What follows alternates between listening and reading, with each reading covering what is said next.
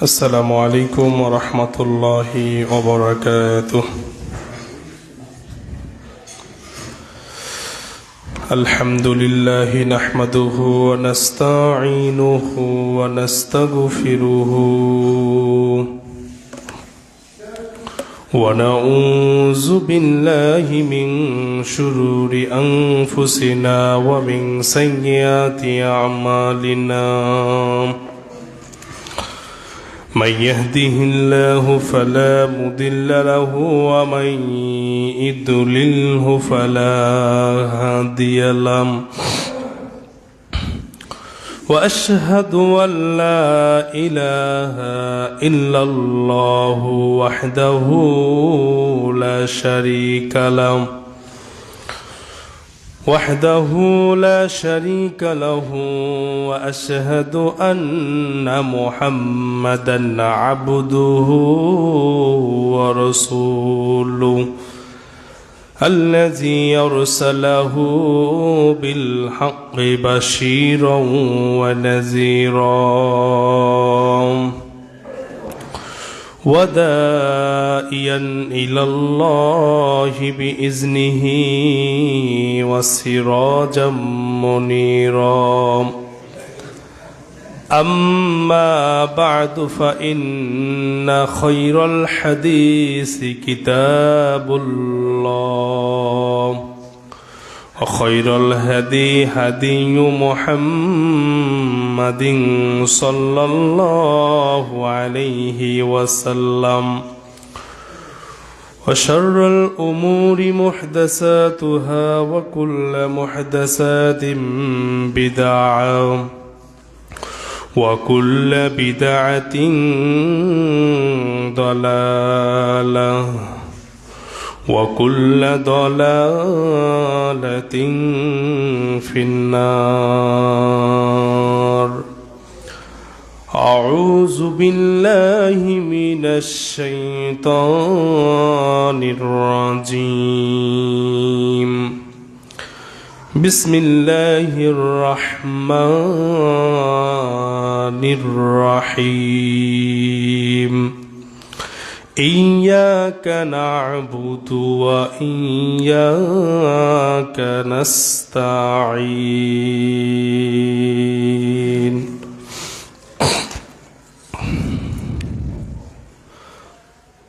وقال النبي صلى الله عليه وسلم: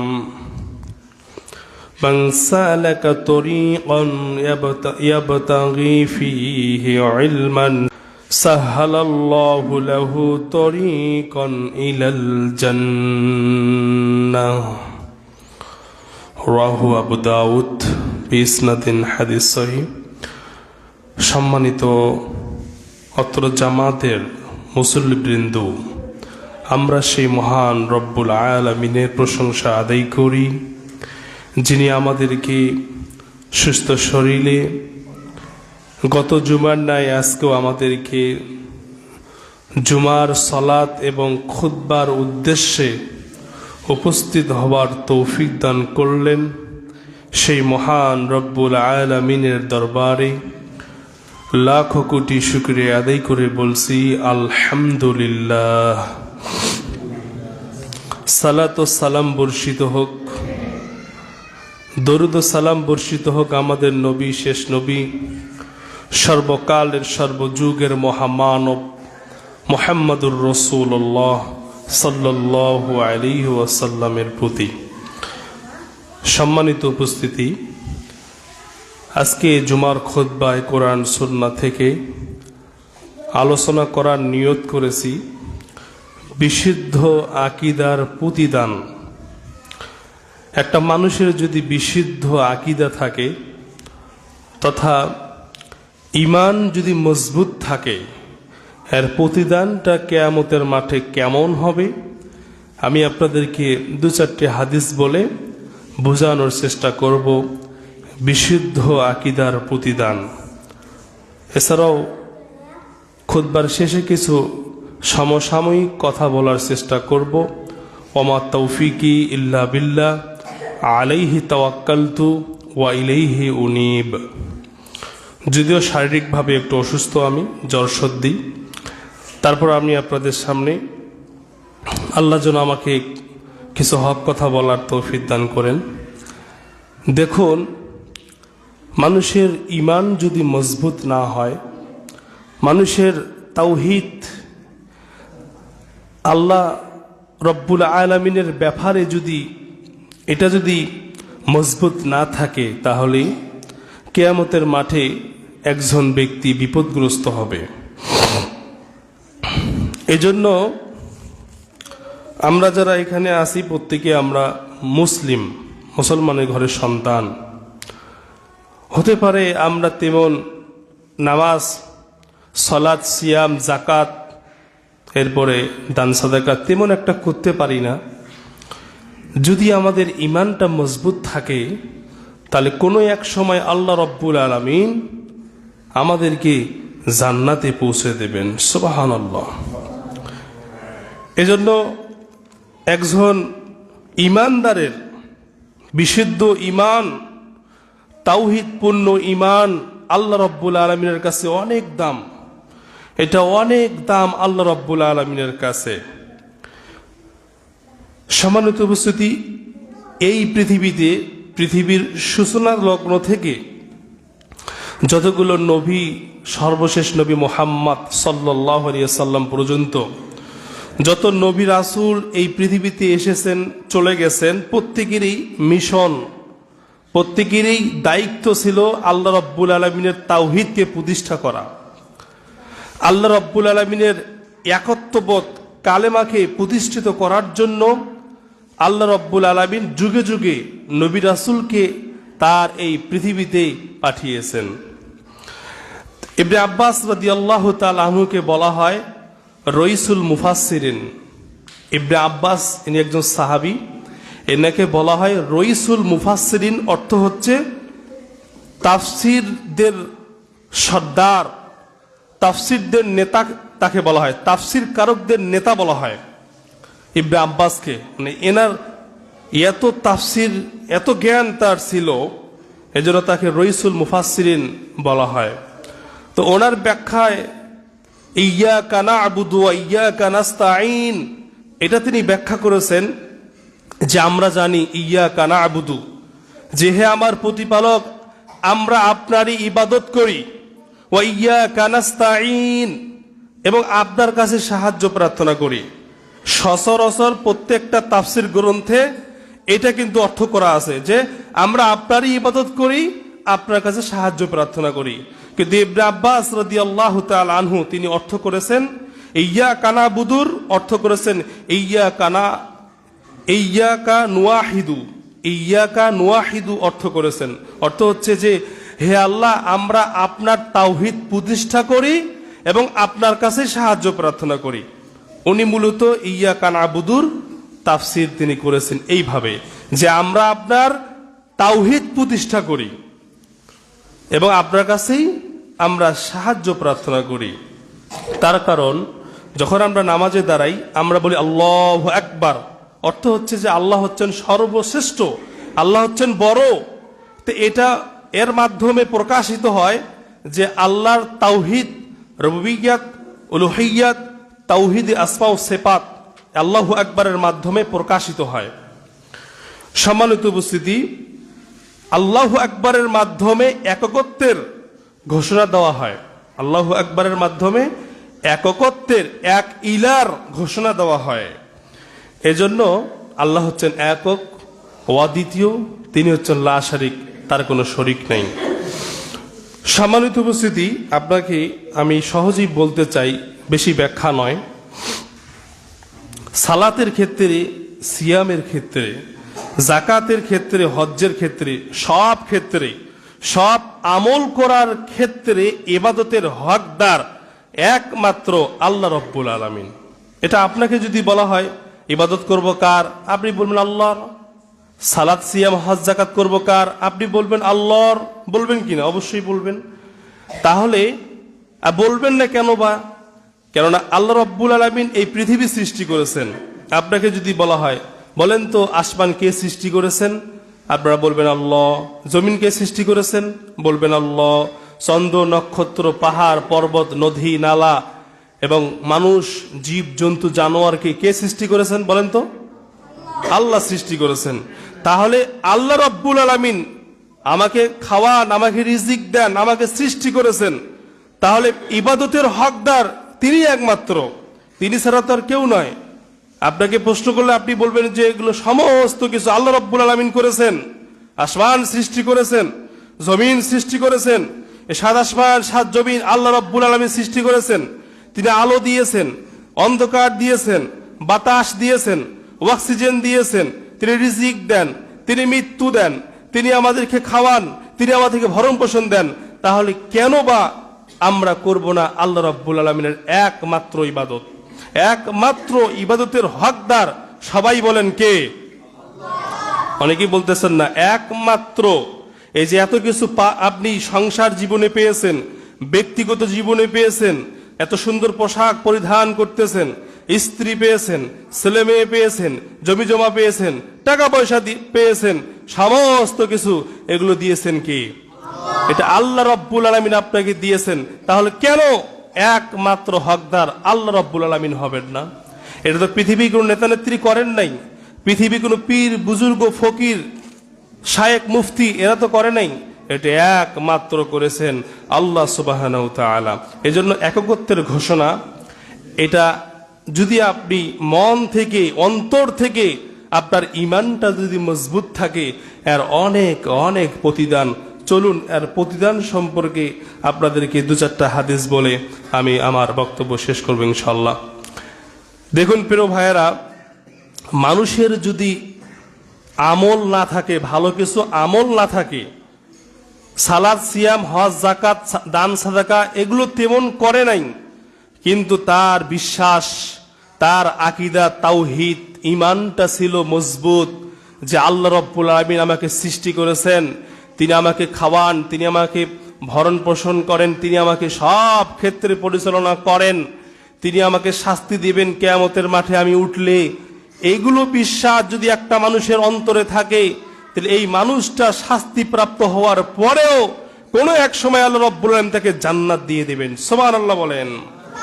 আপনাদেরকে মুসলিম শরীফের একটা হাদিস বলি, 2756 নং হাদিসটির বর্ণনায় বিশ্বনবী মুহাম্মদুর রাসূলুল্লাহ সাল্লাল্লাহু আলাইহি সাল্লাম তিনি বুঝাতে চাচ্ছেন, মানুষের যদি ঈমান মজবুত থাকে, আমল যদি নাও থাকে, তাহলে কোনো একদিন সে আল্লাহর জান্নাতে চলে যাবে। দেখুন, একজন ব্যক্তি এমন পাপ করছে, এমন অপরাধ একজন ব্যক্তি করেছে, যেই অপরাধের কারণে কিয়ামতের মাঠে সব চাইতে ওই ব্যক্তি শাস্তিপ্রাপ্ত হবে। সে তার কোনো ভালো আমল নাই, ভালো নেকি নাই, সে আল্লাহ রাব্বুল আলামিনের কাছে সবচেয়ে কঠিন শাস্তিপ্রাপ্ত হবে। এইরকম একজন ব্যক্তি যখন মৃত্যুবরণ করবে, তার সন্তানকে বলছে, ওহে আমার সন্তানেরা, ও আমার ছেলে মেয়েরা, তোমরা শোনো, আমি যখন মৃত্যুবরণ করব, মুমূর্ষ অবস্থায় মানুষ যখন যায়, মারা যায় এই অবস্থায় ওই ব্যক্তিটা তার ছেলে মেয়েকে বলছে, আমি যখন মারা যাব তোমরা আমাকে পুড়ে ছাই করবে, আমাকে পুড়ে তোমরা ছাই করবে। ছাই করার পরে তোমরা এই ছাইগুলো 3 ভাগ করবে। 1 ভাগ তোমরা বাতাসের সাথে উড়ে দেবে, আর 1 ভাগ তোমরা নদীতে তোমরা ভেসে দেবে, আর 1 ভাগ তোমরা গর্ত খনন করে পুঁতে রাখবে।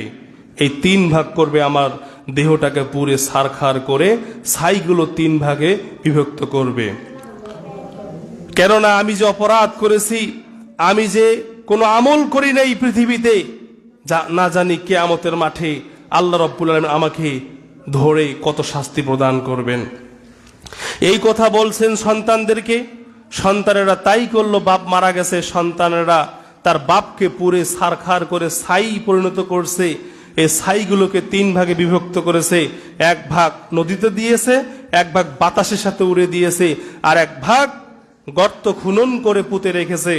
আল্লাহ রাব্বুল আলামিন ব্যক্তিটাকে কিয়ামতের মাঠে তাকে ডাকবেন, বাতাসকে অর্ডার করবে, বাতাস তার ছাইগুলোকে একত্রিত করবে। নদীতে সাগরকে অর্ডার করবে, সাগর তার ছাইগুলো একত্রিত করবে, এবং ওই গর্তের মধ্যে রাখা হয়েছে ছাই, গর্তকে নির্দেশ দেওয়া হবে একত্রিত করে। আবার আল্লাহ রাব্বুল আলামিন তাকে মানব দেহে রূপান্তরিত করে সাবেকটাকে মানুষ রূপে আবার সৃষ্টি করবেন এবং তাকে কিয়ামতের মাঠে জিজ্ঞাসা করবে, বলো তো তুমি এই কাজ কেন করেছো? তুমি তোমার সন্তানকে এই কথা কেন বলে এসেছো? বলো তো কি কারণে? তখন ওই ব্যক্তি বলছিল, হে আমার রব, আপনি তো জানেন আমার অন্তরের খবর। আমি বিশ্বাস করি আপনি হচ্ছেন শাস্তিদাতা, আপনি আমার অপরাধগুলো ধরবেন, আপনি আমাকে পাকড়াও করবেন। এই ভয়ে আমার ছেলেগুলোকে বলে এসেছি তোমরা আমাকে ধ্বংস করে ফেলবে, আমার ছাইগুলো ভাবে তোমরা ছারখার করে দেবে। আল্লাহ আপনার ভয়ে কথা বলে এসেছি, আপনার ভয়ে কথা বলে এসেছি, আপনার ভয়ে কথা বলে এসেছি রব। আল্লাহ রব্বুল আলামিন বলেছেন, তুমি আমাকে ভয় করো, আমি যে শাস্তি দেব এই তুমি ভয় রাখো তোমার অন্তরে। এই ভয় করার কারণে আমি আল্লাহ আজকে তোমাকে ক্ষমা করে দিলাম। সুবহানাল্লাহ বলেন। কি বুঝলেন এই ঘটনা থেকে? মুসলিম শরীফের হাদিস, কোনো কেচ্ছা কাহিনী নয়। এখান থেকে যেই শিক্ষাটা আমরা নিতে পারি, ব্যক্তির অন্তরে ছিল আল্লাহ আমাকে শাস্তি দেবেন, আল্লাহ আমাকে পাকড়াও করবেন। এই ঈমান থাকার কারণে আল্লাহ রাব্বুল আলামিন তাকে ক্ষমা করে দিয়েছেন। সুবহানাল্লাহ বলেন। তাহলে ঈমানের একটা প্রতিদান আছে কিয়ামতের মাঠে প্রিয় ভাইয়েরা, ঈমানের একটা পুরস্কার আছে প্রিয় ভাইয়েরা। আমি আপনাদেরকে আরেকটি হাদিস বলি, এটা আপনারা অনেকে শুনেছেন। এই হাদিসটি বুখারী মুসলিমের 2766 নং হাদিসের বর্ণনায় আবু সাঈদ খুদরি রাদিয়াল্লাহু তাআলা আনহু থেকে বর্ণিত। মুহাম্মদুর রাসূলুল্লাহ সাল্লাল্লাহু আলাইহি ওয়াসাল্লাম তিনি বলেন, বনি ইসরায়েলের জামানায় একজন ব্যক্তি 99টা খুন করেছেন। কয়টি খুন করেছেন? একটু মনোযোগ সহকারে। 99 জন মানুষকে খুন করার পরে তার অন্তরে সূচনা সৃষ্টি হয়েছে, আমি যতই খুনি হই না কেন আল্লাহ রাব্বুল আলামিন আমাকে ক্ষমা করবেন, আমি ক্ষমা পেতে চাই, কোথায় গেলে আমি নিষ্পত্তি পাবো, এই খোঁজার জন্য বের হয়েছে। তখন তার একজন অল্প শিক্ষিত একজন পাদ্রী, খ্রিস্টানের পাদ্রীর সঙ্গে দেখা হয়েছে। তাকে বলা হয়েছে, আমি তো 99 জন মানুষকে খুন করেছি, আচ্ছা আমার কি কোনো মাধ্যম আছে কি যার মাধ্যমে আমি আমার গুনাহগুলো মোচন করব? ও পাদ্রী বলছে যে না, তুমি তো 99 জন মানুষকে খুন করেছো, তোমার কোনো ক্ষমার সুযোগ নাই। একথা বলার সাথে সাথে ওই খুনি ব্যক্তিটা তাকেও হত্যা করে ফেলছে। আমি যখন ক্ষমাই পাবো না, তাহলে তোকে বেঁচে রেখে লাভটা কি? তোকে মেরে দিলাম। তাহলে সে 100টা খুন করেছে। কতটা? 100 জনকে খুন করেছেন। এরপর অন্তরে সূচনা, অন্তরের মধ্যে আশা আছে আল্লাহ আমাকে ক্ষমা করবেন। ক্ষমার রাস্তা কোথায় পাবো? খুঁজতে খুঁজতে সে দেখতে পেল একজন আলেম। সেই আলেমের সংবাদ দেওয়া হয়েছে তাকে, চলে গেছে ওই আলেমের কাছে, বলছে যে আমি তো 100 জনকে খুন করেছি, আচ্ছা আমার কি কোনো ক্ষমার কোনো রাস্তাঘাট আছে কিনা? তখন আলেম বলছে, জি তোমার তো রাস্তাঘাট আছে, আল্লাহ তোর রহমান, আল্লাহ তোর রহিম, আল্লাহ গফুরুর রহিম, আল্লাহ হচ্ছেন ক্ষমাশীল, আল্লাহ ক্ষমা করতে ভালোবাসেন। তুমি এক কাজ করো, তুমি যে জায়গায় বসবাস করো ওই জায়গা থেকে তুমি ওই যে অমুক এলাকা নাম বলছে ওই জায়গায় তুমি চলে যাও, ওইখানে ভালো লোক বসবাস করে, ওখানে মানুষগুলো ভালো, ওখানে যা তুমি বসবাস করো, ওখানে তুমি বসবাস করে এখানে ইবাদত বন্দেগী করা শুরু করো। ব্যক্তিটি তার গ্রাম থেকে রওনা হয়ে গেল। আলেম সাহেব যেই জায়গায় যাওয়ার জন্য বলছিল ওই জায়গায় যাওয়ার জন্য রওনা দিয়েছে। ইতিমধ্যে রাস্তার মধ্যে তার মালাকাল মাউত চলে আসে, সেখানে তার মৃত্যু হয়ে যায়। যেখান থেকে রওনা দিয়েছে যাওয়ার জন্য 2 গ্রামের মধ্যবর্তী স্থানে তার মৃত্যু হয়ে যায়। মৃত্যু হওয়ার পরে জান্নাতি একদল ফেরেশতা এসেছে, জাহান্নামী একদল ফেরেশতা এসেছে তাকে নিয়ে যাওয়ার জন্য। জাহান্নামী ফেরেশতারা বলছে এ তো মানুষকে খুন করছে, আমরা তাকে নিয়ে যাব। জান্নাতি একদল ফেরেশতা বলছে না, এই ব্যক্তিটা ক্ষমার আশায় ওই গ্রামে যাওয়ার জন্য রওনা হয়েছিল, আমরা তাকে নিয়ে যাব। আল্লাহ রাব্বুল আলামিন এত পছন্দ হয়েছেন ওই ব্যক্তিটার উপরে, মান সালাকা তরিকান ইয়াবতাগি ফিহি ইলমান সাহালাল্লাহু লাহু তরিকান ইলাল জান্নাহ। আল্লাহ রাসূল বলছেন, যেই ব্যক্তি কোনো কিছু জানার উদ্দেশ্যে, শিকার উদ্দেশ্যে, জ্ঞান চর্চা করার জন্য যখন কোনো ব্যক্তি আল্লাহর রাস্তায় রওনা হয়, আল্লাহ রাব্বুল আলামিন তার জান্নাতের পথ সহজ করে দেন। ওই ব্যক্তি জানার জন্য রওনা হয়েছিল, আল্লাহ এত খুশি হয়েছেন, আল্লাহর পক্ষ থেকে দুই দলের ফেরেশতার মধ্যে আল্লাহর পক্ষ থেকে একজন মধ্যবর্তী সমন্বয়ক ফায়সালাকারী একজন ফেরেশতা তাদের দুই দলের কাছে পাঠালেন। ওই একজন ফেরেশতা এসে ওই দুই দল ফেরেশতাদেরকে বললেন, তোমরা শোনো, পরিমাপ করো, যেই গ্রামের দিকে নিকটবর্তী হবে সে তাকে নিয়ে যাবে। আল্লাহ রাব্বুল আলামিন জমিনকে নির্দেশ করলেন, যেই গ্রামে জ্ঞান চর্চা করার জন্য থাকার জন্য সে রওনা হয়েছিল, আল্লাহ রাব্বুল আলামিন ওই গ্রামটাকে অর্ডার করলেন, ওই গ্রামটা এক বিগত একটা করো। ওই গ্রামটা ওই মৃত ব্যক্তি, ওই খুনি ব্যক্তিদের কাছাকাছি নিকটবর্তী হয়ে গেলেন। সুবহানাল্লাহ বলেন। পরিমাপ করে দেখলো ওই ব্যক্তিটা যেই গ্রামের দিকে রওনা হচ্ছিল ওই গ্রামটা তার কাছে এক বিগত এক টাকর কাছাকাছি, আর যেখান থেকে রওনা হয়েছিল ওটা এক বিগত এক টাকরের দূরে আছে। তখন ফায়সালা হয়ে গেল, এই ব্যক্তিটাকে জান্নাতি একদল ফেরেশতা তাকে নিয়ে যাবে। সুবহানাল্লাহ বলেন। এটা কেন হয়েছে? শিক্ষাটা কি? এই হাদিস থেকে শিক্ষাটা কি?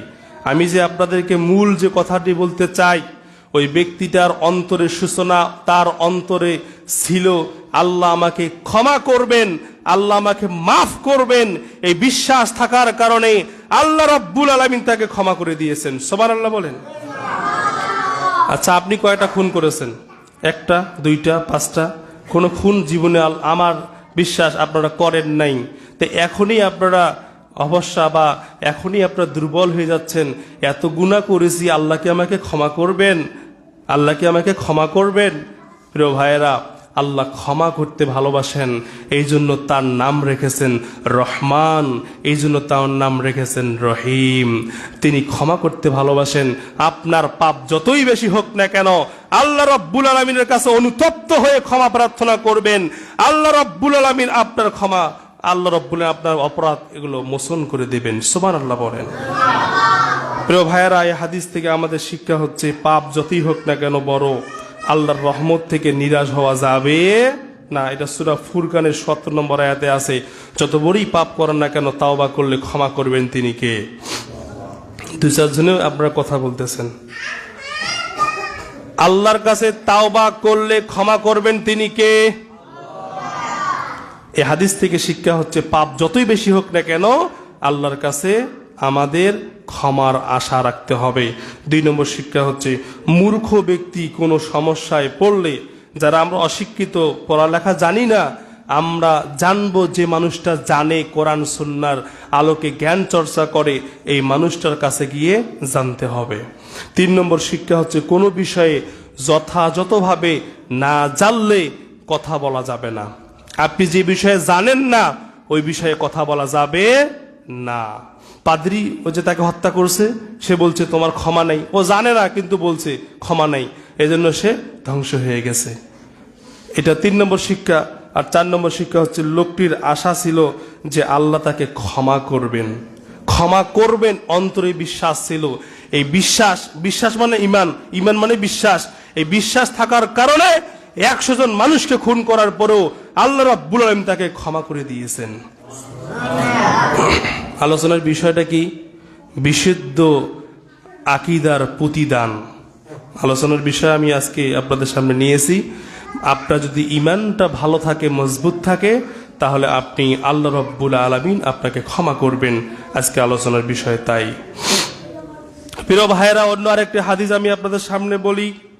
হাদিস বুখারী মুসলিমের মিশকাতের ১৪ নং হাদিসটির বর্ণনায় আবু হুরায়রা থেকে বর্ণিত, বিশ্বনবী মুহাম্মদুর রাসূলুল্লাহ সাল্লাল্লাহু আলাইহি ওয়াসাল্লাম তিনি বলেন, দুল্লানি আলা আমালিন ইজা আমিলতুহু দাখালতুল জান্নাহ। আমাদের নবীজির কাছে একজন বিদয়ীন আসলেন। সে এসে আমাদের নবীজিকে জিজ্ঞাসা করলেন, ওগো আল্লাহর রাসূল, আপনি আমাকে এমন কিছু আমলের কথা বলুন যে আমলগুলো করলে আমি আল্লাহর জান্নাতে যাব, এইরকম কিছু কথা আমাকে বলুন। আমাদের নবীজি তখন বললেন, তা'বুদুল্লাহ ওয়া লা তুশরিকু বিহি শাইআ। তুমি ইবাদত করবে আল্লাহর জন্য, ইবাদত করব কার জন্য বলেন তো? নামাজ, সালাত, সিয়াম, হজ, যাকাত, এগুলো কার জন্য করব? জুমার সালাতে এসেছেন কাকে খুশি করার জন্য? আল্লাহকে রাজি খুশি করার জন্য। আমাদের নবীজি বিদয়ীন ব্যক্তিটাকে এটাই বলছেন, তা'বুদুল্লাহ, তুমি আল্লাহর জন্য ইবাদত করবে, আল্লাহর জন্য আনুগত্য করবে। এরপরে কি করবে? ওয়ালা তুশরিকু বিহি শাইয়া, আর আল্লাহর সাথে কোনো ব্যক্তি বস্তুকে সমকক্ষ করবা না। তাহলে এখানে প্রথম আমাদের নবীজি ওই ব্যক্তিটাকে নামাজের নির্দেশ দেন নাই, যে তুমি নামাজ পড়ো, রোজা রাখো, কোরআন তেলাওয়াত করো, এই করো সেই করো, এগুলো বলেন নেই। প্রথম যেই কথা আমাদের রাসূল ওই বিদয়ীনকে বললেন, তা'বুদুল্লাহ, তুমি ইবাদত করবে কার জন্য? আল্লাহর জন্য ইবাদত করবে। এই হাদিসের প্রথম অংশ হচ্ছে আমরা যা কিছু করি না কেন এটা হবে একমাত্র আল্লাহর জন্য। কার জন্য হবে? আল্লাহ রব্বুল আলামিনের জন্য হবে। তার মানে লোকটির আগে আকীদাটাকে, ঈমানটাকে আগে মজবুত করাচ্ছেন, যে তুমি যে ইবাদত করবা, আমল করবা, এটা কার জন্য করবা? এটা আল্লাহর জন্য করবা। তা ওই আমাদের নবীজি তার ওই ব্যক্তিটাকে, বিদয়ীনটাকে, তার ঈমানটাকে মজবুত করাচ্ছেন প্রিয় ভাইরা। এরপরে আমাদের নবীজি বলছেন, অতুকিমুস সালাতাল মাকতুবা, আর তুমি ফরজ সালাত আদায় করবে। 2 নম্বরে বলছেন তুমি নামাজ আদায় করবে, নামাজ কায়েম করবে ওয়াক্তমতো। তারপরে কি বলছেন? অতুকিমুস সালাতাল মাকতুবা ওয়াতুআদ্দিজ যাকাতাল মাফরুদা, আর কি করবে? ফরজ যাকাত তুমি আদায় করবে, ফরজ যাকাত। এরপরে বলছে অতাসুমার রমাদান, রমাজান মাসে সিয়াম পালন করবা। আমাদের নবীজি ওই ব্যক্তিটা জান্নাতে যাওয়ার জন্য ইচ্ছুক, তাকে 4টি কথা বলছেন। কয়টি কথা বলছেন? আপনারা কি ঘুমাচ্ছেন নাকি প্রিয় ভাইরা? সম্মানিত মুসল্লিবৃন্দু, বক্তব্য শোনার সুন্নাত হচ্ছে ইমামের দিকে তাকিয়ে বক্তব্য শ্রবণ করা। আমাদের নবীজি ওই বিদয়ীনটাকে 4টি কর্মের কথা বলছেন, 4টি কথা বলছেন। কয়টি বলেন তো? কয়টি? 4টি। প্রথমটি হচ্ছে আকীদা সংশোধন করা, মানে আকীদাকে, ঈমানটাকে মজবুত করতে হবে। তারপরে বলছে সালাত আদায় করতে হবে, যাকাত প্রদান করতে হবে। তারপরে বলছে সিয়াম আদায় করতে হবে, রোজা পালন করতে হবে। এই 4টি কর্ম করার কথা বলার পরে সম্মানিত উপস্থিতি, এই 4টি কথা বলার পরে ওই ব্যক্তিটা, বিদয়ীন ব্যক্তিটা আমাদের রাসূলের কাছ থেকে বিদায় নিচ্ছেন। আমাদের নবীজির কাছ থেকে ওই ব্যক্তিটা বিদায় নেওয়ার সময় তিনি বলছেন, ওয়াল্লাযী নাফসি বিয়াদিহি লা আযীদু আলা হাযা শাইয়ান ওয়া লা আনকাসু মিনহু। ওগো আল্লাহর রাসূল, আল্লাহর শপথ করে বলি, আল্লাহর কসম করে বলি, ওই সত্তার কাছে আমার জীবন, তার কসম করে বলি, আপনি যা নির্দেশ আমাকে করলেন, আপনি যা আমাকে বললেন, এই 4টি কথা আমি এর বেশিও করব না, এর কমও করব না। একথা বলার পরে ওই বিদয়ীন ব্যক্তিরা নবীজির কাছ থেকে চলে যাচ্ছিলেন। এমন তো অবস্থায় আমাদের নবীজি সাহাবীদেরকে ডাক দিয়ে বললেন, মান সাররাহু আইয়ানজুরা ইলা রুজুলিন মিন আহলিল জান্নাতি ফালইয়ানজুর ইলা হাযা। ও হে সাহাবাগণ, তোমরা শোনো, তোমরা যদি জান্নাতি লোক দেখতে চাও, তোমরা যদি জান্নাতি লোক দেখতে চাও, তাহলে এই লোকটিকে তোমরা দেখো, এই লোকটিকে তোমরা দেখো, এই লোকটি হচ্ছে জান্নাতি লোক। সুবহানাল্লাহ বলেন। তার মানে ওই ব্যক্তিটা আল্লাহর শপথ করে বলে গেছে, আপনি যা বলছেন এর বেশিও করব না, এর কমও করব না। প্রিয় ভাইয়েরা, এর কথার মর্মটা কি? এই 4টি: 1 আকীদা সংশোধন, 2 সালাত আদায় করা, 3 যাকাত প্রদান করা, 4 হচ্ছে রমজান মাসে রোজা পালন করা। এই এর বেশিও করবে না, এর কমও করবে না। এই 4টি আমল করাতেই ওই ব্যক্তিটা জান্নাতের সার্টিফিকেট পেয়ে গেলেন। সুবহানাল্লাহ বলেন। তাহলে আমি আপনাদের এই বক্তব্য থেকে, এই হাদিস থেকে যে শিক্ষা আপনাদেরকে দিতে চাই তা হচ্ছে, এখানে আমাদের নবীজির প্রথম টার্গেট হচ্ছে আমাদের ঈমানটাকে মজবুত করতে হবে। ঈমান যদি মজবুত থাকে তাহলে কোনো একদিন, কোনো এক সময় আল্লাহর জান্নাতে চলে যাব। সুবহানাল্লাহ বলেন। এখানে অনেক ভাই আছেন, আপনারা অনেক মুরব্বী চাচাও আছেন, তেমন একটা আমল করতে পারেন না, সালাত সিয়াম করতে পারেন না। আল্লাহর ব্যাপারে, রাসূলের ব্যাপারে যদি আপনার ঈমান তাজা থাকে, ঈমান যদি মজবুত থাকে, আল্লাহকে এক ইলাহ হিসেবে যদি আপনি গ্রহণ করে থাকেন, সালাত আদায় না করার কারণে, যদি সালাত সিয়াম আদায় না করার কারণে হয়তোবা আপনি জাহান্নামে যাবেন, কিন্তু কোনো এক সময় শাস্তিপ্রাপ্ত হওয়ার পরে ঈমান থাকার কারণে আল্লাহ রাব্বুল আলামিন আপনাকে জান্নাতে দিয়ে দেবেন। সুবহানাল্লাহ বলেন। তা ঈমানের একটা প্রতিদান আছে, ঈমানের একটা মজবুত আছে। তাই বলে আমি আপনাদেরকে বোঝাতে চাচ্ছি না যে ঈমান আমল ছাড়া শুধু ঈমান রাখলেই আপনি জান্নাতে যাবেন, বা আমল ছাড়া শুধু ঈমানটাকে মজবুত করলেই হবে, এটা আমি আপনাকে বলতেছি না। ঈমানও রাখতে হবে, পাশাপাশি আমলও করতে হবে। আল্লাহ আমাদের সবাইকে বুঝার তৌফিক দান করুক, আমরা বলি আমিন। প্রিয় ভাইয়েরা, সর্বশেষ আরেকটি হাদিস আমি আপনাদের বলি। আমাদের নূহ আলাইহিস সালাতু ওয়াস সালাম তার সন্তানকে কিছু নসিহা করেছেন। নূহ আলাইহিস সালাতু ওয়াস সালাম তার সন্তানকে কিছু নসিহা করেছেন, দুইটি নসিহত করেছেন আর দুইটি কাজ থেকে নিষেধ করেছেন। দুইটি নসিহত করেছেন আর দুইটি নিষেধ করেছেন। নসিহত দুইটি হচ্ছে, নূহ নবী তার সন্তানকে বলছিল যে, হে আমার বৎস, তুমি শোনো, লা ইলাহা ইল্লাল্লাহর ঘোষণা দাও, এক ইলাহ হিসাবে তুমি ঘোষণা দাও, এক মাবুদ আল্লাহ রাব্বুল আলামিনকে মেনে নাও, এক ইলাহ হিসাবে তুমি গ্রহণ করো, ঘোষণা দাও। এ কথা নূহ নবী তার সন্তানকে বলছে। শোনো হে আমার বৎস, 7 আসমান 7 জমিনকে একত্রিত যদি করা হয়, 7 আসমান 7 জমিন একদিকে আর লা ইলাহা ইল্লাল্লাহ একদিকে, যদি এইগুলোকে যদি ওজন করা হয়, তাহলে এই 7 আসমান 7 জমিনের চাইতে এই লা ইলাহা ইল্লাল্লাহর ওজন বেশি হয়ে যাবে। সুবহানাল্লাহ বলেন। 7 আসমান 7 জমিনকে, 7 আসমান 7 জমিনকে এই লা ইলাহা ইল্লাল্লাহ এই কালেমার এই বাক্যটি এই 7 আসমান 7 জমিনটাকে চূর্ণ বিচূর্ণ করতে পারে, এমন ক্ষমতা এই কালেমার তৈয়বার। প্রিয় ভাইয়েরা, আমাদের নূহ নবী তার সন্তানকে এক ইলাহ হিসাবে, এক মাবুদ হিসাবে গ্রহণ করতে বলেছেন আল্লাহ রাব্বুল আলামিনকে। নসিহত তার সন্তানের উপরে। আপনিও আপনার সন্তানকে নসিহত করবেন, আপনার সন্তানের আকীদাকে সংশোধন করাবেন, তাওহীদের ব্যাপারে, ঈমানের ব্যাপারে আপনার সন্তানকে আপনি সংশোধন করাবেন। এটা হচ্ছে 1 নম্বর নসিহত নূহ নবীর। 2 নম্বর নসিহত হচ্ছে তার সন্তানের উপরে, শোনো হে আমার বৎস, তুমি সদা সর্বদাই জিকির রাখবে সুবহানাল্লাহি ওয়া বিহামদিহি সুবহানাল্লাহিল আযীম। জানেন না আপনারা? বলেন তো, সুবহানাল্লাহি ওয়া বিহামদিহি সুবহানাল্লাহিল। এই বাক্যের কারণে পৃথিবীবাসীর উপরে সুবহানাল্লাহি ওয়া বিহামদিহি সুবহানাল্লাহিল আযীম, ভুল বুঝবেন না, এই কথাটা বলার মাধ্যমে আল্লাহ রাব্বুল আলামিন পৃথিবীবাসীর উপরে রহমত করেন। এই কথাগুলো বলার কারণে আল্লাহর পক্ষ থেকে রহমত আসে। সুবহানাল্লাহি ওয়া বিহামদিহি সুবহানাল্লাহিল আযীম।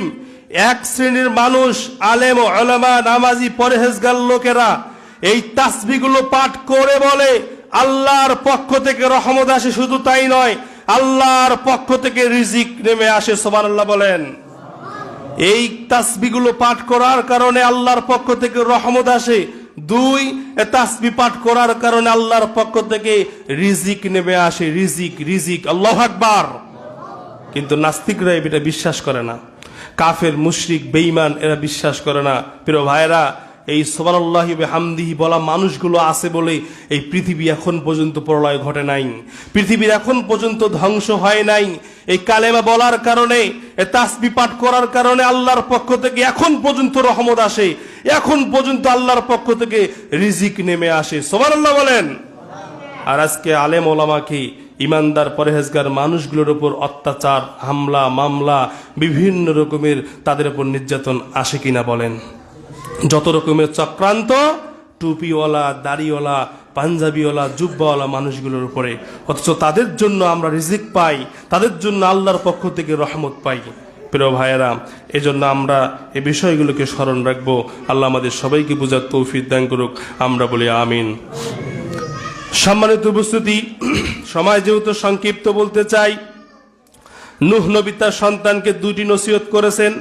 একটি হচ্ছে, তাকে বলছিল যে তুমি বাক্য কালেমা লা ইলাহা ইল্লাল্লাহর ঘোষণা দিবে। 2 নম্বর হচ্ছে সুবহানাল্লাহি ওয়া বিহামদিহি সুবহানাল্লাহিল আযীম, এই ঘোষণা তুমি দেবে, এই তাসবিহগুলো পাঠ করবে। 2 নম্বর, আমাদের নূহ নবী তার ওই সন্তানকে যেই 2টি কাজ থেকে নিষেধ করেছিলেন তা হচ্ছে এক নম্বর, অহংকার করবে না। হে আমার বৎস, অহংকার করবে না, দাম্ভিক করবে না, মানুষের উপর জুলুম করবে না, মানুষকে হত্যা, মামলা, খুন, মানুষের উপর বিভিন্নভাবে জুলুম, এগুলো করবা না। 2 নম্বর বলছিল তুমি আল্লাহর সাথে শিরিক করবা না। নূহ নবী তার সন্তানকে এই 2টি নিষেধ করলেন। 1, অহংকার করা থেকে দূরে থাকো। 2, আল্লাহর সাথে কোনো ব্যক্তি বস্তুকে তুমি সমকক্ষ করবা না। নূহ নবী এইরকম কথা তার সন্তানগুলোকে জানাচ্ছেন। প্রিয় ভাইয়েরা, আর আমরা আমাদের সন্তানের ব্যাপারে, আমরা আমাদের ছেলে মেয়েদের ব্যাপারে কতটুকু সজাগ? ছেলে বড় হচ্ছে বেনামাজি হয়ে, মেয়ে বড় হচ্ছে বেনামাজি হয়ে। মেয়েটা নামাজ পড়ে না, সন্তান নামাজ পড়া, কোরআন তেলাওয়াত করে না। সে বড় হচ্ছে ইহুদি খ্রিস্টানের কালচারের, ইহুদি খ্রিস্টানের আদর্শে। মেয়েটা বড় হচ্ছে, ছেলেটার চুলের কাটিং, পোশাক আশাক দেখলেই মনে হয় এই ইহুদি খ্রিস্টানের অনুসারী। সম্মানিত উপস্থিতি, আজকে যারা যুগে যুগে মুসলমানদের শত্রু, মুসলমানদের দুশ্মন হচ্ছে ইহুদি খ্রিস্টান। ইহুদি খ্রিস্টান কোনোদিন একজন মুসলমানের বন্ধু হতে পারে না। ইহুদি খ্রিস্টান কোনোদিন মুমিনদের, মুসলিমদের কখনো বন্ধু হবে না। বন্ধু তখনই হবে যখন কোনো মুসলমান, যখন কোনো মুমিন সে যখন ইহুদি হয়ে যাবে, খ্রিস্টান হয়ে যাবে, তখনই ইহুদি খ্রিস্টানের একজন মানুষ বন্ধু হয়ে যাবে।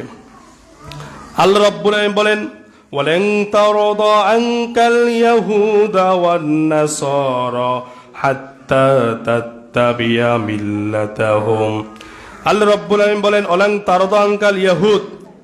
আল্লাহ রাব্বুল আলামিন বলেন, ইহুদি খ্রিস্টান কোনদিন হাত্তা তাত্তাবিয়া মিল্লাতাহুম, কোনদিন মুসলমানদের বন্ধু হতে পারে না। মুসলমানদের কখনো বন্ধু হতে পারে না ইহুদি খ্রিস্টান। ইহুদি খ্রিস্টান কখনো মুসলমানদের বন্ধু হবে না। কি হবে না বলেন? এই কথাটার ওজন আপনারা বোঝেন। ইহুদি খ্রিস্টান কখনো মুসলমানদের বন্ধু হতে পারে না। বন্ধু কখন হবে? যখন আপনি ইহুদি হবেন, যখন আপনি খ্রিস্টান হবেন, তখনই বন্ধু হবে। তাহলে আপনি ইহুদি হয়ে যান, আপনি খ্রিস্টান হয়ে যান, তারা আপনার বন্ধু হয়ে যাবে। তাহলে ইহুদি খ্রিস্টান না হওয়া পর্যন্ত ওই সম্প্রদায় ইহুদি খ্রিস্টান কখনো মুসলমানদের বন্ধু হতে পারে না। বন্ধু তখনই হবে যখন আমরা মুসলমানরা ইহুদি খ্রিস্টান হয়ে যাব। কথাটা বারবার কেন বলতেছি জানেন?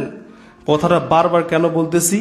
আমরা মুসলমান, আমরা সংখ্যায় বেশি থাকলেও অল্প সংখ্যক, সংখ্যালঘু ইহুদি খ্রিস্টানের কাছে আমরা জিম্মি। ইহুদি খ্রিস্টানের কাছে আমরা জিম্মি। ইহুদি খ্রিস্টান যেভাবে চলে, মুসলমানরাও সেভাবে চলতেছে। আজকে বিয়ে বাড়িতে দেখেন ইহুদি খ্রিস্টানের সংস্কৃতি, হিন্দুদের সংস্কৃতি। আপনি যেখানেই যান না কেন, একটা সন্তান পোশাক পরবে, এটা তো ইহুদি খ্রিস্টানের ছোঁয়া আছে। চুল কাটিং করবে, এখানেও ইহুদি খ্রিস্টানের সংস্কৃতি আছে। কোথায় নাই? লেখাপড়ায় সেখানেও আছে। যেখানেই যাবেন সেখানে ইহুদি খ্রিস্টানের সংস্কৃতি রয়েছে। প্রিয় ভাইয়েরা, এই যে ইসকন, যে একটা সংগঠন, এটা কিন্তু ইহুদি খ্রিস্টানের তৈরি করা। যে ইসকন আজকে আমাদের বাংলাদেশে নৈরাজ্য কাজে লিপ্ত হচ্ছে, মুসলমানদের ওপর বিভিন্ন রকমের কণ্ঠাসা, বিভিন্ন রকমের শাস্তি প্রয়োগ করতেছে, বিভিন্ন রকমের দেশের মধ্যে হামলা মামলা, বিভিন্ন রকমের অত্যাচার, বিভিন্ন রকমের গন্ডগোল সৃষ্টি করতেছে। এটা হচ্ছে এই ইসকন, এটা হচ্ছে ইহুদি খ্রিস্টানের একটা পরিচালিত একটা সংগঠন। আমি আপনাদেরকে সময় থাকলে বিস্তারিত বলতাম, সংক্ষিপ্ত আকারে বলতে চাই। ইসকনের যিনি ইসকন সংগঠনকে তৈরি করেছেন বা এটাকে প্রতিষ্ঠিত করেছেন, স্বামী প্রভুপাদ নামে একজন ব্যক্তি। ইনি হচ্ছেন একজন ইহুদি লোক। ইহুদি ছিল, সে ধর্মান্তরিত হয়ে সে হিন্দু হয়েছেন। আর হিন্দু হওয়ার পরে সে একটি সংগঠন তৈরি করেছেন আন্তর্জাতিক খ্রিস্ট ভাবনামৃত সংঘ নামে। আন্তর্জাতিক খ্রিস্ট ভাবনামৃত সংঘ নামে একটি সংগঠন তৈরি করেন। তার মানে international society for Krishna consciousness. এটা তাদের টার্গেট হচ্ছে কৃষ্ণ, তাদের যে কৃষ্ণ, তাদের যে ঠাকুর, এটা তাদের মিশন, তাদের টার্গেট হচ্ছে বাংলাদেশে সহকারে প্রত্যেক বিশ্বের মধ্যে সব জায়গায় কৃষ্ণকে হাইলাইট করতে হবে, সব জায়গায় কৃষ্ণ, ওই যে জয় শ্রীরাম বলে না, হিন্দুকে মারতেছে আবার ভিডিও করতেছে, বল জয় শ্রীরাম বল, জয় শ্রীরাম বল, এভাবে পিটিয়ে পিটিয়ে তাকে মারা হচ্ছে, মুসলমানকে মারা হচ্ছে, আর তাকে বলা হচ্ছে জয় শ্রীরাম বল, তোকে বলতে হবে, না হলে তোকে মেরে ফেলবো। এইভাবে ইসকনের সদস্যরা ভিডিও করে আর মুসলিমদেরকে হত্যা করতেছে, জখম করতেছে, মারা হচ্ছে, আহত করা হচ্ছে। তাদের চিন্তা ফিকিরই হচ্ছে জয় শ্রীরাম, কৃষ্ণকে সব জায়গায় হাইলাইট করতে হবে, সব জায়গায় রাখতে হবে। এদের মিশন হচ্ছে এটা। প্রিয় ভাইরা, এটা বেশি দিন নয়, 58 বছর ধরে এটা বিদ্যমান। 58 বছর, কত বছর? 1966 সালে এই ইসকন, এই সংগঠনটি, স্বামী প্রভুপাদ এই ব্যক্তি ইহুদি থেকে আসা, সে ধর্মান্তরিত হয়ে হিন্দু হয়েছে। মনে রাখবেন, তাদের ইসকন বাদী এটা আলাদা, ইসকন সংগঠন এটা আলাদা, আর হিন্দুত্ববাদী এটা আলাদা। হিন্দুত্ববাদী আলাদা, হিন্দু আলাদা। আর ইসকন সদস্য, এদের আকিদা, এদের বিশ্বাস, এদের কর্ম, এদের কার্যকলাপ আলাদা। এদের মিশনই হচ্ছে হিন্দুদের মধ্যে যারা মানে পথ ভোলা বা হিন্দুদের মধ্যে যারা সহজ সরল মানুষ, এদেরকে ইসকনের সদস্য তৈরি করা এবং সব জায়গায় তারা সেখানে তাদের শাস্তি এবং তারা তাদের ক্ষমতা প্রয়োগ করবে, এই চিন্তা ফিকির তাদের হচ্ছে। প্রিয় ভাইয়েরা, আমি আপনাদেরকে সংক্ষিপ্ত আকারে বলতে চাই, ইসকনের কার্যকলাপ, ইসকনের মেইন মিশন হচ্ছে মুসলমানদেরকে নিধন করা, মুসলমানদেরকে হত্যা করা, মুসলমানদেরকে তারা মানে ধ্বংস করবে, এই চিন্তা ফিকির তাদের মধ্যে রয়েছে। ইসকন, আপনারা জানেন, ঠাকুরগাঁয়ে পঞ্চগড়ে একটা মন্দিরে হামলা করে তারা দখল করেছেন। আপনারা জানেন, সিলেটে ওই যে বিশ্বনাথ এলাকায় একজন ইমাম সাহেবকে রাতের অন্ধকারে জবহ করেছেন, হত্যা করেছেন। তাদের মিশন হচ্ছে মুসলমানদের মসজিদগুলো হামলা করা, মসজিদগুলো ভেঙে ফেলা, মুসলমানদেরকে ধ্বংস করা, তাদের এই মিশন। প্রিয় ভাইয়েরা, এই যে চিন্ময় কৃষ্ণ দাস সমসাময়িক যে ঘটনা এখন চলমান বাংলাদেশের মধ্যে, আপনারা কি জানেন তাকে কেন গ্রেফতার করা হয়েছে? তাকে রাষ্ট্রদ্রোহী মামলার কারণে তাকে গ্রেফতার করা হয়েছে। কেন গ্রেফতার করা হয়েছে? ওই যে রংপুরে 8 দফা দাবি নিয়ে সে একটা বিশাল বড় সমাবেশ করেছে, সেখানে তার সদস্যরা ওই ইসকনের পতাকা, গেরুয়া পতাকা বাংলাদেশের পতাকার উপর দেওয়ার কারণে বাংলাদেশের পতাকাকে অসম্মান করা হয়েছে, মানহানি করা হয়েছে। এই জন্য রাষ্ট্র ওই চিন্ময় দাসকে গ্রেফতার করেছেন। তো এটা রাষ্ট্রীয় ব্যাপার। রাষ্ট্রের পক্ষে চট্টগ্রামে সাইফুল ইসলাম আলিফ ভাইকে যে কুপিয়ে জবেহ করা হয়েছে, হত্যা করা হয়েছে, রাষ্ট্রের পক্ষে অ্যাডভোকেট সাইফুল ইসলাম আলিফ ভাই কথা বলার কারণে ইসকনের সদস্যরা তাকে হত্যা করেছে প্রকাশ্যে, ঠিক কিনা বলেন? প্রিয় ভাইয়েরা, তাদের মিশন হচ্ছে মুসলমানদের মধ্যে বিভ্রান্তি সৃষ্টি করা। আমরা বাংলাদেশে হিন্দু মুসলমান মিলেমিশে আছি, আমরা বলি হিন্দু মুসলমান ভাই ভাই, এটা আমরা বিশ্বাস করি। আপনি একটা হিন্দুকে আপনি জিজ্ঞাসা করে দেখেন, তোর এলাকায় কি কোনো গন্ডগোল সৃষ্টি হয়েছে? বলবেন না। আপনার আত্মীয়তার হিন্দু এলাকায় জিজ্ঞাসা করেন, কোনো গন্ডগোল হয়েছে? না, কোনো কোথাও কোনো গন্ডগোল হয় নাই। ইতিমতো তারা মূর্তি পূজা করেছে, মূর্তিগুলোর পাহারা দেওয়ার জন্য এমনকি মাদ্রাসার ছাত্ররা সেই মন্দিরগুলো পাহারা দিয়েছে, ঠিক কিনা বলেন? আমরা তো তাদের নিরাপত্তা দিয়েছি, কিন্তু তারা আমাদের মসজিদগুলো নিরাপত্তা দিতে পারে নাই, ঠিক কিনা বলেন? প্রিয় ভাইয়েরা, আপনাদের সামনে আরো কিছু কথা বলতাম সময় থাকলে। প্রিয় ভাইয়েরা, তারা আমাদের উপরে, আমার সাইফুলকে হত্যা করে মুসলমানদের উপরেই তারা এইভাবে তারা চাপিয়ে দিচ্ছে, মুসলমানরাই এটা গন্ডগোল সৃষ্টি করেছে। তো ইসকনদের মিশন হচ্ছে 10টি পয়েন্ট আমি নোট করেছিলাম, বলার সুযোগ হবে না, সংক্ষিপ্ত আকারে বলি। তাদের 10টি কারণে বাংলাদেশে হুমকি, 10টা মিশনের কারণে বাংলাদেশে ইসকন হুমকি হিসাবে আছে, মানে বাংলাদেশ ইসকনের কাছে হুমকি আর কি। 1 নম্বর হচ্ছে মুসলমানকে নিধন করতে চায়, তারা মুসলমানকে নিধন করতে চায়। 2 নম্বর হচ্ছে মুসলমানদের সংখ্যা তারা কমাতে চায়। আপনারা শুনছিলেন যে বাংলাদেশে 95% মুসলমান, শোনেন নাই? জন্মের পর থেকে তো শুনতেছেন আপনারা, কিন্তু এখন জানেন কত পার্সেন্ট এসেছে? 90% মুসলমান চলে এসেছে। তার কারণ তারা তাদের মিশন হচ্ছে মুসলমানকে হত্যা করতে হবে, ধ্বংস করতে হবে। তাদের টার্গেটই হচ্ছে মুসলমানের পার্সেন্ট কমাতে হবে, এটা তাদের মিশন। 3 নম্বর হচ্ছে রয়ের সদস্যরা ইসকন হয়ে আমার দেশের প্রশাসনে ঢুকে তারা কাজ করতে চায়, বাংলাদেশকে ধ্বংস করতে চায়। 4 নম্বর মিশন হচ্ছে চট্টগ্রামকে তারা ভারতের দিকে, মানে ভারতে তারা দখল করতে চায়, চট্টগ্রামকে দখল করতে চায়। 5 নম্বর মিশন হচ্ছে হিন্দু মুসলিমের একটা বিভ্রান্তি, দাঙ্গা হাঙ্গামা, এটা তারা সৃষ্টি করতে চায়। 6 নম্বর হচ্ছে বাংলাদেশে মন্দিরগুলোতে তাদের আওতাভুক্ত করতে চায়, যতগুলো মন্দির আছে এই মন্দিরগুলো তারা তাদের দখলে এবং তাদের আওতাভুক্ত করতে চায়। এরপরে 7 নম্বর হচ্ছে ভারতের সাথে বাংলাদেশের যে একটা সুন্দর একটা সম্পর্ক, এটা তারা নষ্ট করতে চায়। অলরেডি তাদের অপপ্রচার আপনারা দেখবেন, যে ভারতের যে মিডিয়াগুলো আছে এদের সংবাদ শুনলে মনে হবে বাংলাদেশে কোনো হিন্দু মনে হয় বেঁচে নাই, সব হিন্দুকে আমরা মেরে ফেলছি। ঠিক কিনা বলেন? আপনারা কি খবর নিউজ দেখেন না? মিডিয়ারা, মানে ভারতের মিডিয়ার সংবাদ দেখলে মনে হবে বাংলাদেশে কোনো হিন্দু নাই, সব মেরে ফেলে আমরা শেষ করে দিয়েছি, সব সম্পূর্ণ মেরে ফেলছি। তাদের অপপ্রচার, তাদের অপপ্রচার মিডিয়াদের। তো তাদের ইসকনের মিশন হচ্ছে ভারত এবং বাংলাদেশের একটা সম্পর্ক নষ্ট করা। 8 নম্বর হচ্ছে ব্যবসায়িকদের যে মণ্ডপ আছে, ব্যবসায়িক যে একটা শৃঙ্খলা আছে, ব্যবসায়িক একটা শৃঙ্খলাকে নষ্ট করতে চায়। কত রকমের ক্রাইসিস ব্যবসায়িকদের মধ্যে রয়েছে, তাদেরই মিশন। 10 নম্বর হচ্ছে বাংলাদেশের মসজিদগুলো ভেঙে ফেলতে চায় তারা, যেমন বাবরি মসজিদ তারা ভেঙে মন্দির করেছে, শোনেন নাই? এরকম তারা মন্দির তারা প্রতিষ্ঠিত করতে চায়, ইসকনের মন্দিরগুলো তারা বাস্তবায়ন করতে চায়। এবং তারা আরও তাদের যে ভয়ানক একটা মিশন রয়েছে, যারা যুবতী মেয়েদেরকে প্রেমের ফাঁদে ফেলে তাদেরকে মুসলিম থেকে তারা হিন্দু বানাচ্ছে। ঠিক কিনা বলেন? আপনারা পেপার পত্রিকা দেখেন না মনে হয়? তাদের এইগুলো হচ্ছে চিন্তা ফিকির, প্রিয় ভাইয়েরা। এই জন্য আমরা এই ধনেতুল্য সরকার পাড়ার সমস্ত মুসল্লি একত্রিত হয়ে আমরা বলতে চাই, এই জঙ্গি সংগঠন ইসকন নামের জঙ্গি ইসকনের সদস্যদেরকে, জঙ্গি ইসকন সংস্থাকে আমরা নিষিদ্ধ চাই। ঠিক কিনা বলেন? জঙ্গি ইসকনকে এটা নিষিদ্ধ হয়ে যাক। হিন্দুরা থাকবে, তারা আমাদের সঙ্গে মিলেমিশে আছে, আমরা থাকতে চাই।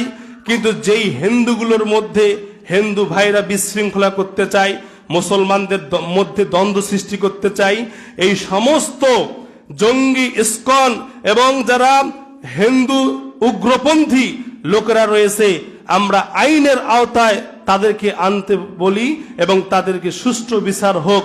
আমার সাইফুল ভাইকে যারা হত্যা করেছে সেই সমস্ত মানুষগুলোকে আইনের আওতায় আনা হোক। ঠিক কিনা বলেন? এবং আমরা এই খুতবা থেকে বলতে চাই, ইসকন এই সংগঠনকে নিষিদ্ধ করা হোক। ঠিক কিনা বলেন? হে আমার প্রতিপালক, আপনার কাছে খুতবার শেষে আমরা দোয়া করি, আমরা মুসলমানদেরকে আপনি রক্ষা করুন, আমরা বলি আমিন।